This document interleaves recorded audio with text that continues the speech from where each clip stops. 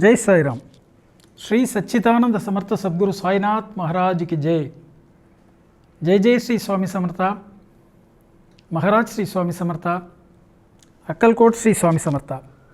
கோபுரம் டிவி நேயர்களுக்கு சுந்தர் சாயின் சிரம் தாழ்ந்த நமஸ்காரங்கள். அக்கல்கோட் ஸ்ரீ சுவாமி சமர்த்த மகாராஜ் லீலாமிர்தத்தை நாம் பருகி கொண்டிருக்கிறோம்.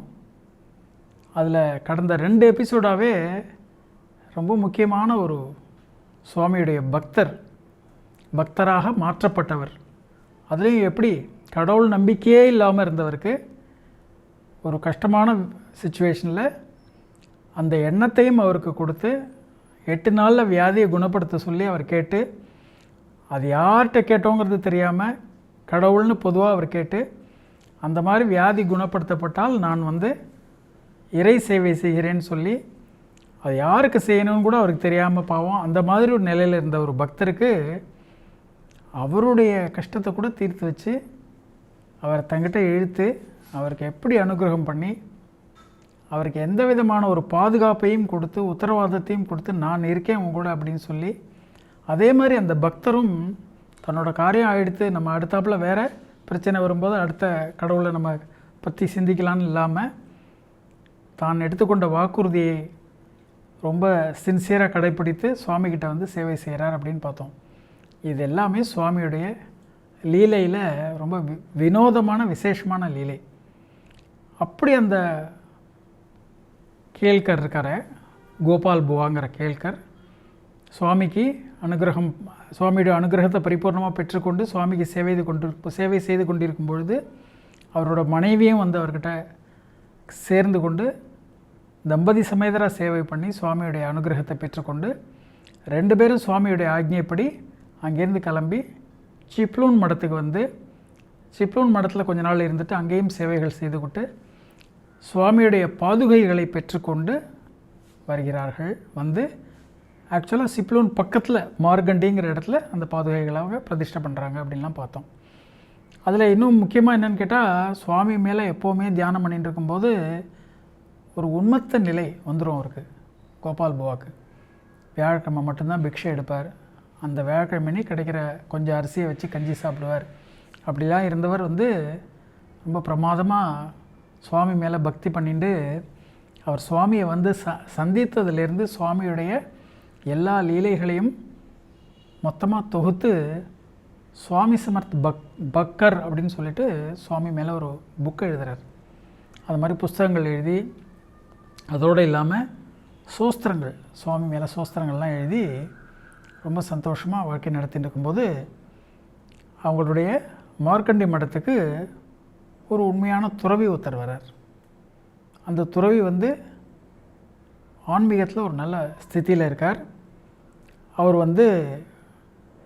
அவரை பார்த்துட்டு நீங்கள் எங்கேருந்து வரீங்க அப்படின்னு கேட்குறார். அவர் தெரியாது அப்படின்றார். நான் எங்கேருந்து வரேன்னு எனக்கு தெரியாது அப்படின்றார். இதை பார்த்தோன்னே அவருக்கு புரியுறது, இப்படி தான் ஆன்மீகத்தில் நல்ல ஒரு நிலையில் இருப்பாங்க இது மாதிரி தான் பதில் சொல்லுவாங்க, நம்ம எங்கேருந்து வரோம் கூட தெரியாதுன்னு தான் சொல்லுவாங்க அப்படிங்கிறத உணர்ந்து கொண்டு, ஆனால் அவர் பேசின வார்த்தைகளை அவர் உணர்ந்து கொண்டார் ஒழிந்து அவர் எந்த ஸ்திதியில் இருக்காருங்கிறத முழுமையாக புரிஞ்சுக்கல. ஆனால் அவருடைய தேஜஸ்னாலேயும் அவருடைய அந்த துறவியுடைய மகிமையினாலேயும் கவரப்பட்டவராக இவர் இப்படி பிட்சைக்கு ஒரு நாள் போகும்போது அங்கே இருக்கிறவங்கெல்லாம் திடீர்னு இவரை பார்த்துட்டு, சுவாமி நீங்கள் யார், எங்கேருந்து வரீங்க அப்படின்னு கேட்குறாங்க. இவர் உடனே எனக்கு தெரியாது அப்படின்றார். அவரை பார்த்து இவரும் அதே மாதிரி போலச் செய்தல்னு சொல்லுவோம் இல்லையா, நம்ம அவரை மாதிரி இவரும் செய்யணும்னு நினச்சிட்டு அவருடைய ஈர்ப்புனாலேயும் அவர் மேலே இருக்கக்கூடிய ஒரு அதீதமான ஒரு அபரிமிதமான பக்தினாலேயும் இதே மாதிரி நம்மளும் சொன்னால் என்னன்னு சொல்லிட்டு சொல்லியிருக்கார். அவ்வளோதான். அப்படி சொல்லியிருக்கார ஒழிஞ்சு அவருக்கு இன்னும் அந்த ஸ்திதி கிடைக்கல. தன்னையும் ஒரு பெரிய துறவி மாதிரி நினைத்து கொண்டு அவர் அந்த மாதிரி பதில் சொல்லியிருக்கார். இது ஒரு ப்ராசஸ் தான். அந்த ப்ராசஸை இன்னும் அவர் கம்ப்ளீட் பண்ணல, ஆனால் அதுக்கு முன்னாலேயே தன்னை அந்த மாதிரி நினைத்து கொண்டு பண்ணி கொண்டிருக்கிறார். அதனால் அவருக்கு சின்னதாக ஒரு கர்வம் மாதிரி வந்துடுது. அதனால் என்ன பண்ணுறார், கொஞ்ச நாள் கழித்து அவர் அக்கல்கோட் போகிறார். அக்கல்கோட் போய் சுவாமியை போய் தரிசனம் பண்ணுறதுக்காக போகிறார். போனோன்னா சுவாமி ரொம்ப சந்தோஷமாக, வாங்கோ, நீங்கள் எங்கேருந்து வரேள் அப்படின்னு கேட்குறாரு. இவர் உடனே சிப்லூன்லேருந்து வரேன் அப்படின்னாரு. சிப்லூன் அது எங்கே இருக்குது அப்படின்றார். அது கொங்கனில் இருக்குது சுவாமி அப்படின்றார். கொங்கனா அது எங்கே இருக்குது அப்படின்னாரு. அது மலைக்கு பக்கத்தில் இருக்குது சுவாமி அப்படின்னாரு. மலையா அது எங்கே இருக்குது அப்படின்றார் சுவாமி. அப்போ தான் இவருக்கு உரைக்கிறது, சுவாமி இவருக்கு புத்தி காமிக்கிறார். நீ எங்கே இருந்தாலும் நான் உன் கூட இருக்கேங்கிறத தெரிந்து கொண்டு, சுவாமி இவர் என்னெல்லாம் பண்ணினாருங்கிறத தெரிந்து கொண்டு அவருக்கு சுட்டி காமிக்கிறாங்கிறத புரிஞ்சுட்டு, அவர் கூடவே சுவாமி இருக்கார், அவருக்குள்ளேயே சுவாமி இருக்கார். அதனால தான் எல்லாமே டக்கு டக்குன்னு சுவாமிக்கு புரிஞ்சிடுறது என்ன நடந்தாலும். அவர் மட்டும் இல்லை, சுவாமியுடைய பக்தர்களாகிய நாம் எங்கிருந்தாலும் என்ன செய்து கொண்டிருந்தாலும் அவருக்கு உடனே தெரிந்துவிடும். அதை தான் ஷீரடி சாய் கூட அவருடைய சச்சரித்தில் சொல்கிறார். நீ உலகின் எந்த மூலைக்கு வேணால் போ, ஆனால் நீ என்ன செய்து கொண்டிருக்கிறாய் என்பதை நான் கவனித்து கொண்டே இருப்பேன் அப்படின்னு சொல்லியிருக்கார். இதெல்லாம் பரமசத்தியமான வாக்குகள். இப்போ நம்ம பேசிகிட்டு இருக்கிறதும் இதை நீங்கள் கேட்குறதும் எல்லாத்தையுமே சுவாமி கவனிச்சுட்டுருப்பார். அப்படி உண்மையாக அது நடக்கும்போது இவர் பயந்து போய் அப்போ தான் திடீர்னு சுவாமிகிட்ட, சுவாமி சுவாமி சுவாமி இல்லை இல்லை இல்லை இல்லை எனக்கு தெரியாது எனக்கு தெரியாது எனக்கு தெரியாது, நான் எங்கேருந்து வரேன் எனக்கு தெரியாது அப்படின்லாம் சொல்லும்போது, சுவாமி அவருடைய கேரக்டரிஸ்டிக் லாஃப் தெரியும் இல்லையா உங்களுக்கு, வயிறு குலுங்க கட கட கட கடன்னு சிரிக்கிறார் அவரை பார்த்து. அப்படி சிரிக்கும்போது எப்போவுமே சுவாமி அந்த மாதிரி ஆத்மார்த்தமாக நல்ல ஒரு ஈடுபாட்டோடு சிரிக்கும்போது அவர் வயிறு குலுங்கிறதோடு இல்லாமல் அவர் உட்காந்துருக்கிற கட்டிலும் சேர்ந்து ஆடுமா. அந்த மாதிரி சுவாமி அதை சந்தோஷமாக அனுபவித்து சிரிக்கும்போது அப்போ தான் இவருக்கு நம்ம செய்த தவறு என்ன அப்படிங்கிறது புரிகிறது. அது மாதிரி அவருடைய செருக்கையும் அவருக்கு சுட்டி காண்பித்து அவர் உடனே அவர் மன்னிப்பு கேட்டவுடனே சுவாமி அவரை மன்னித்து, ஏன்னு கேட்டால் குழந்தைகளுக்கு அவங்க செய்கிற அந்த தவறை உணர்த்தினா போகிறோம், அதுக்கப்புறம் அவங்க அந்த நல்லபடி ஆகிடுவாங்க அப்படிங்கிற மாதிரி அக்கல்கோட் ஸ்ரீ சுவாமி சமர்த்தர் அவருக்கு எல்லாத்தையும் உணர்த்தி அவருடைய செருக்கையும் கலைத்து அவரை ஆன்மீகத்தில் மேல்நிலைக்கு கொண்டு போகிறார். இது ரொம்ப விசேஷமாக இந்த கேல்கர் இதில் நம்ம ரொம்ப ரொம்ப அனுபவித்து பார்க்க வேண்டிய விஷயம் என்னன்னு கேட்டால், ஒன்று சுவாமியுடைய அக்கறை, கேல்கர் மேலே சுவாமி எவ்வளோ அக்கறை காண்கிறார்.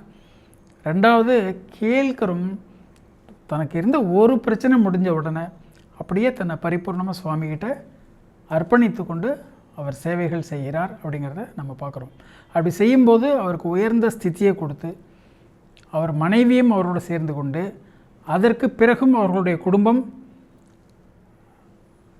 அதிகரிக்கப்பட்டு அவங்களுக்கு கிடைக்க வேண்டிய அந்த குழந்தை பாக்கியமும் கிடைச்சி, அதோடு இல்லாமல் சுவாமியுடைய பாதுகைகளும் கிடைத்து, அந்த பாதுகைகளை வைத்துக்கொண்டு சுவாமியுடைய அனுகிரகத்தின்படி, சுவாமி சுத மகாராஜுடைய ஆசீர்வாதத்தின்படி அவர்கள் ஒரு மடமும் நிறுவி, அந்த மடத்துலேயும் எப்போவுமே சுவாமியுடைய நாமஸ்மரணம் சிந்தனை அந்த மாதிரி இருக்கவே அவருக்கு சுவாமியுடைய பரிபூர்ண அனுகிரகம் கிடச்சி பல பேர் தேடி தேடின்னு அங்கே அந்த சுவாமி மடத்தில் இவரையும் தரிசனம் பண்ணி சுவாமியுடைய பாதுகைகளையும் தரிசனம் பண்ணி அவர்களுடைய தேவைகளை எல்லாம் பூர்த்தி செய்து கொண்டு இந்த ஆன்மீக பயணத்தை சுவாமி இவர் மூலமாக எல்லாருக்கும் அந்த ஆன்மீகத்தினால் கிடைக்க வேண்டிய பயன்களெல்லாம் கொண்டு போய் சேர்த்து எல்லோரையும் தன்னுடைய பக்தர்களாக மாற்றிக்கிறார். அப்படிங்கிறது ரொம்ப ரொம்ப ஆச்சரியமான விஷயம். இதை நம்ம பார்க்க பார்க்க, இதை பற்றி நம்ம கேட்க கேட்க நம்ம எல்லோருமே செய்ய வேண்டிய விஷயம் என்னன்னு கேட்டால், சுவாமியுடைய பக்தியில் நம்ம வந்ததுக்கப்புறம் இந்த தெய்வ பக்தியும் குரு பக்தியையும் நம்ம ஒவ்வொருத்தரும் விளக்காக இருந்து பல விளக்குகளை ஏற்றி வைத்து நம்ம செய்கிறது தான் சுவாமிக்கு செய்யக்கூடிய தொண்டு. இந்த பக்தியும் இந்த கருணையும் நம்ம எல்லோரிடமும் இருக்கும் பொழுது நாம் வேறு இறைவன் வேறு அல்ல, நாம் வேறு குரு வேறு அல்ல அப்படிங்கிற அந்த ஏகத்துவம் ஸ்தாபிக்கப்படும் பொழுது தான் உண்மையான ஆன்மீகம் பிரமாதமாக பரிமளிக்கும். அது இந்த காலகட்டங்களில் ரொம்ப தேவையாக இருக்குங்கிறது நம்ம எல்லோருமே புரிஞ்சுக்கணும். ஏன்னு கேட்டால் இந்த காலகட்டங்கள் மிகவும் சிரமமான நேரங்கள். நம்ம ஏற்கனவே லாஸ்ட் எபிசோடில் கூட சொல்லிகிட்டு இருந்தோம், அவ்வளோ குழப்பங்கள் இருக்குது, வேலைகளில் எல்லாருக்கும் பிரச்சனைகள் இருக்குது, வாழ்வாதாரங்கள் அசைக்கப்படுகிறது, அது இல்லாமல் போர், அந்த மாதிரி பலவிதமான கஷ்டங்கள் இன்னும் மேலே மேலே அதிகரிக்கும் அப்படின்லாம் வேறு ப்ரொடிக்ஷன்ஸ்லாம் இருந்துட்டு இருக்கும்போது, இதெல்லாம் ஒரு சைடு இருந்தால் கூட நம்ம ஏற்கனவே சொல்லியிருக்கிற மாதிரி யுகமாற்றம் நடந்து கொண்டு இருக்கிறது.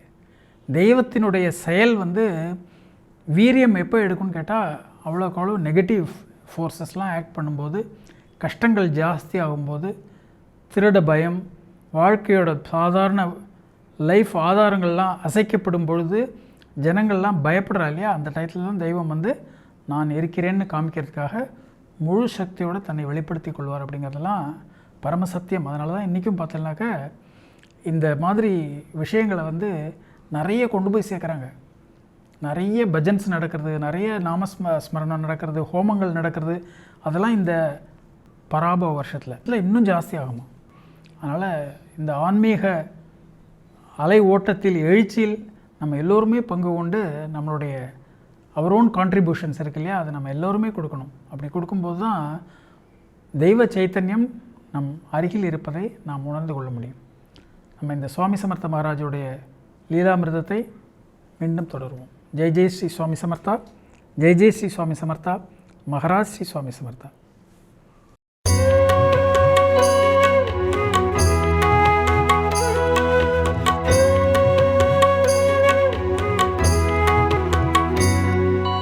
விதம் விதமான பக்தி நிகழ்ச்சிகளை உங்களுக்காக தந்து கொண்டிருக்கிறது உங்கள் கோபுரம் டிவி.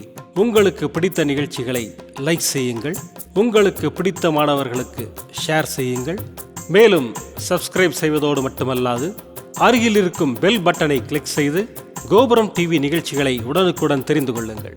மற்றும் ஒரு மகிழ்ச்சியான செய்தி, கோபுரம் டிவி ஆப்பை கூகுள் பிளே ஸ்டோரில் ஃப்ரீ டவுன்லோட் செய்து கோபுரம் டிவி நிகழ்ச்சிகளை தொடர்ந்து கண்டுகளியுங்கள், பாருங்கள், ரசியுங்கள், பரவசமடையுங்கள். gopuramtv.com. பக்தி பக்திமயம்.